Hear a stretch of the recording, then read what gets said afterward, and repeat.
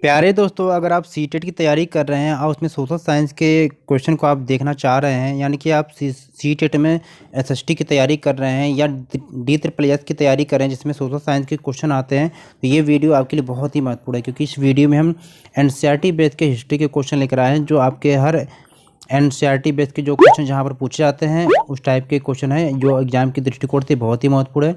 हाँ, खास तौर से ये वीडियो है सीटेट के बच्चों के लिए बनाई जा रही है, जहाँ पर इस टाइप के जो क्वेश्चन है सीटेट के एग्जाम में पूछा जाता है। तो इस वीडियो को लाइक करें और शेयर करें, वीडियो को पूरा अंत तक देखें।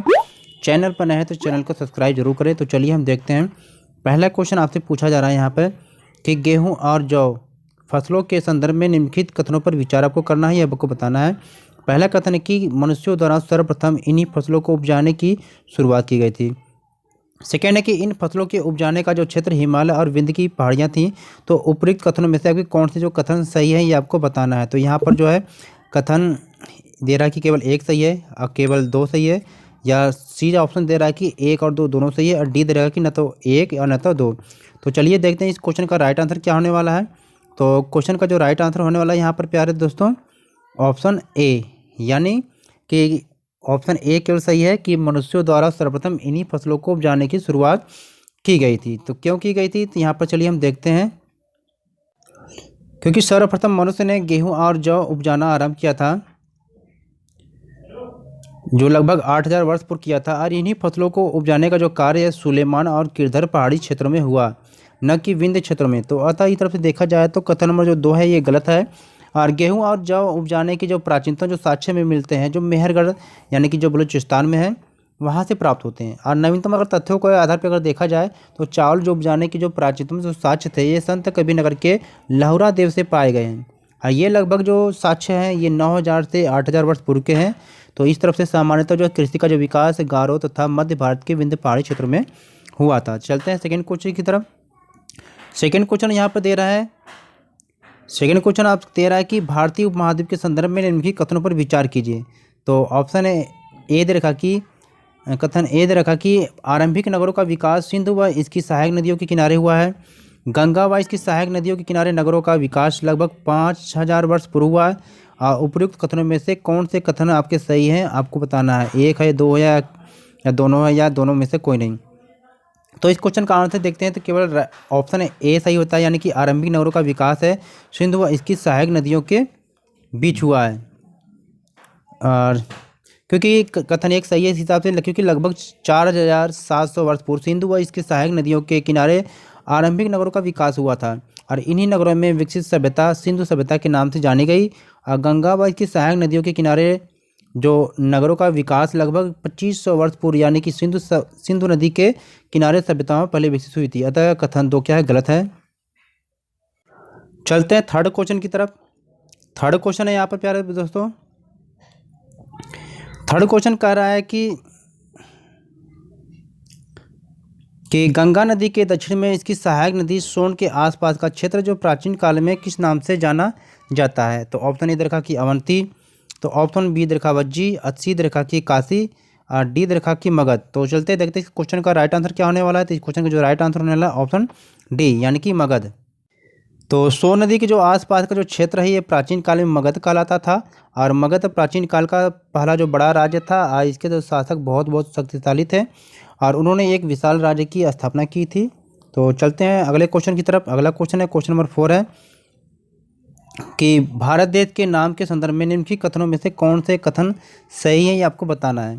तो पहला है कि लगभग 2500 वर्ष पूर्व उत्तर पश्चिम की ओर से आने वाले जो ईरानियों और यूनानियों ने सिंधु को हिंदोस अथवा इंदोस तथा इस नदी के पूर्व में स्थित भूमि प्रदेशों को इंडिया कहा। सेकेंड करा कि भरत नाम का प्रयोग उत्तर पश्चिम में जो रहने वाले लोगों के एक समूह के लिए किया जाता था, और इस समूह का जो उल्लेख संस्कृत भाषा की आरंभिक कृति यानी कि ऋग्वेद में भी मिलता है। तो नीचे दिए गए कोड का प्रयोग करके आपको बताना है कि क्वेश्चन का जो राइट आंसर कौन सा है। ऑप्शन ए दे रखा केवल ए, बी दे रखा केवल 2, और सी दे रखा 1 और 2 दोनों, और डी दे रखा न तो 1 न तो 2। तो चलिए देखते हैं इस क्वेश्चन का राइट आंसर क्या होने वाला है। यानी इस क्वेश्चन का जो राइट आंसर है ऑप्शन 1 और 2 दोनों है, 1 और 2 दोनों है। तो क्योंकि उपरोक्त दोनों जो कथन है सही है, क्योंकि उत्तर पश्चिम की ओर से जो आने वाले ईरानियों और यूनानियों ने सिंधु को हिंदूस अथवा इंदोस भी कहा, और इन्होंने इस नदी के पूर्व में जो स्थित भूमि जो प्रदेश को इंडिया कहा। और भरत नाम का जो प्रयोग उत्तर पश्चिम में जो रहने वाले लोगों ने एक समूह के लिए किया जाता है, और इस समूह का जो उल्लेख ऋग्वेद में भी मिलता है।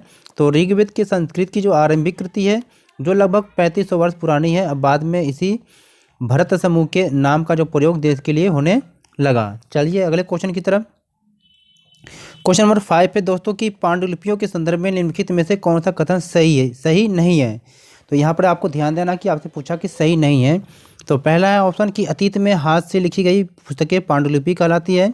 अब बी दे रखा है, तो बी दे रखा है कि अंग्रेजी में पांडुलिपि के लिए मैन्युस्क्रिप्ट शब्द का प्रयोग होता है, या जो लैटिन भाषा के शब्द है मेनू यानी जिसका अर्थ होता है हाथ से निकला है। सी दे रखा कि पांडुलिपियाँ ताड़ के पत्तों को काटकर अथवा हिमालयी क्षेत्र में उगने वाली भुज नाम के पेड़ की छाल से विशेष तरीके से तैयार भोजपत्र पर लिखी जाती थी। डी है कि पांडुलिपियाँ केवल मंदिरों और विहारों से या में प्राप्त हुई हैं जो केवल संस्कृत भाषा में लिखी गई हैं। तो आपसे पूछा है कि कौन सा कथन असत्य है। तो यहाँ पर अगर देखा जाए इसका राइट आंसर तो डी, यानी कि ऑप्शन जो डी है ये बिल्कुल असत्य है, क्योंकि यहाँ पर बाकी कथन सत्य है, क्योंकि ए बी सी तीनों का सत्य है, क्योंकि पांडुलिपियाँ मंदिरों और विहारों के अतिरिक्त अन्य स्थानों से भी प्राप्त हुई हैं, और साथ ही ये पांडुलिपियाँ विभिन्न प्राचीन भाषाओं में प्राप्त हुई हैं, जिसमें संस्कृत, प्राकृत और तमिल भी शामिल है। चलते हैं अगले क्वेश्चन की तरफ प्यारे दोस्तों। तो अभिलेखों के संदर्भ में निम्नलिखित कथनों पर विचार आपको करना है। तो पहला है कि ऐसे लेख जो केवल पत्थरों पर उत्तीर्ण किए जाते थे अभिलेख कहलाते हैं। दूसरा है कि कभी कभी शासक अथवा अन्य लोग अपने आदेशों को इस तरह उत्तीर्ण करवाते थे ताकि लोग उन्हें देख व पढ़ सकें तथा उनका पालन कर सकें। तो उपर्युक्त कथनों में कौन सा या कौन से कथन सही है आपको बताना है। तो ऑप्शन ए है केवल एक सही है, ऑप्शन बी दे रखा केवल दो सही है, ऑप्शन सी दे रखा कि एक और दो दोनों सही है, ऑप्शन डी दे रखा है कि न तो एक और न तो दो सही है। तो आपको बताना है कि इनमें से कौन सा सही है। तो चलिए देखते हैं कि इसमें कौन सा सही होने वाला है। तो यहाँ पर अगर देखा जाए तो ऑप्शन जो है बी सही हो रहा है, यानी कि ऐसे लेख जो पत्थर अथवा धातु जैसी अपेक्षाकृत कठोर सतह पर उत्कीर्ण किए जाते थे वे अभिलेख कहलाते हैं। अतः देखा जाए तो कथन जो एक है ये गलत है और कथन दो बिल्कुल सही है, क्योंकि अभिलेखों में राजाओं, रानियों व अन्य लोगों के आदेश, कार्य विवरण, विषय आदि का भी उल्लेख किया जाता था। चलते हैं अगले क्वेश्चन की तरफ। क्वेश्चन नंबर 7 है प्यारे दोस्तों कि अशोक का जो कांधार से प्राप्त अभिलेख है जो निम्नलिखित में से किन लिपियों में लिखा गया है। पहला ए दे रखा है आरमाइक और ब्राह्मी लिपि में, बी यूनानी और ब्राह्मी लिपि में, सी देवनागरी व तमिल, डी यूनानी और आरमाइक। तो चलिए देखते हैं इस क्वेश्चन का आंसर क्या है। उम्मीद करते हैं कि आपने भी सोच लिया होगा। तो इस क्वेश्चन का जो राइट आंसर होने वाला है ऑप्शन डी, यानी कि यूनानी और आरमाइक, क्योंकि अशोक का जो कांधार अभिलेख है इस क्षेत्र में प्रयुक्त होने वाली यूनानी तथा अरमाइक नामक दो भिन्न लिपियों तथा भाषाओं में लिखा गया है। चलते हैं अगले क्वेश्चन की तरफ। क्वेश्चन नंबर 8 है जो कथन और कारण पर आधारित है, क्योंकि इस टाइप के भी क्वेश्चन एग्जाम में देखने को मिलता है। तो कथन दे रखा कि ईसा मसीह के जन्म के पूर्व की सभी तिथियां ईस्वी पूर्व यानी ईसा पूर्व के रूप में जानी जाती हैं। कारण है कि वर्ष की गणना ईसाई धर्म प्रवर्तक ईसा मसीह के जन्म की तिथि से की जाती है। तो आपको नीचे दिए गए जो कोड का प्रयोग करके सही उत्तर का चयन करना है। तो ऑप्शन ए में देखा कि ए और आर दोनों सही है और आर ए का स्पष्टीकरण करता है। बी कह रहा है कि ए और आर दोनों सही है परंतु आर ए का स्पष्टीकरण नहीं कर रहा है। सी कह रहा है कि ए सही है परंतु आर गलत है। डी कह रहा है कि ए गलत है परंतु आर सही है। तो चलिए देखते हैं क्वेश्चन का आंसर क्या होने वाला है।